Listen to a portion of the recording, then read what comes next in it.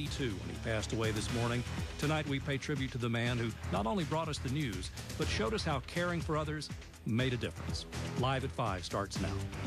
With coverage you can count on, this is Channel 3 Eyewitness News, live at 5 in HD. Good evening, I'm Cindy Sexton. And I'm David Carroll. Tonight we're saluting this man, the voice of Chattanooga for a life well lived. From 1940 until just last week, Luther Masingill was the cheery wake-up call for generations of Tennessee Valley radio listeners. As you've probably heard, this morning Luther passed away at the age of 92 after a brief illness.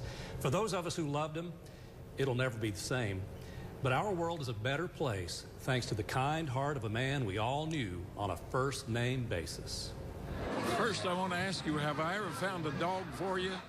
He was the man with sunshine in his voice, the only broadcaster in the world doing the same job at the same station from the age of 19 until the age of 92. The only Chattanoogan ever elected to both the Tennessee Radio Hall of Fame and the National Radio Hall of Fame. But he wasn't in it for the accolades. This hometown boy wanted to perform acts of kindness each day, like helping you find your missing dog. He did a program called Doggone, and a little dog that he had named Twiggy was lost, and Luther helped him find it. Always talked to everybody. He was almost like a mayor. Like, he came in, he talked to almost everybody at every table, and just super friendly guy. Earlier this year, Luther was interviewed on Sirius XM on his 92nd birthday.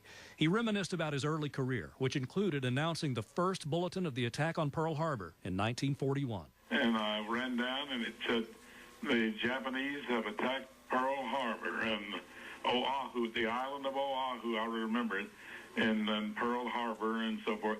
And it was quiet. And then another followed that one. It was even more frantic sounding with the ringing of the bell on the machine. And I ran down the hall and got it, and it talked about the sinking of the first ship. And it was all very interesting, but it's, I don't know, I'd hate to go through that again. He was proud of his own service in World War II, although he wasn't above making a joke or two about it. WW2, yeah, I fought and I still had to go. You're still telling jokes at 92. Yeah. Where did you go to fight? Went to New Guinea, and then up to New Guinea, and up to the Admiralty Islands, and then into the Philippine Islands. In 2012, the patron saint of missing pets was honored for his unequaled career achievement with induction into the National Radio Hall of Fame. At last, the rest of the nation learned what we knew all along.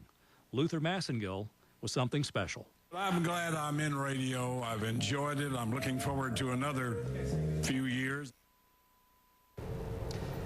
You know, one of Luther's secrets to a long life and a long career was to keep on working. People would ask him, when are you going to retire, Luther? And he said, well, I want to keep on going as long as I'm able, as long as I have a strong voice.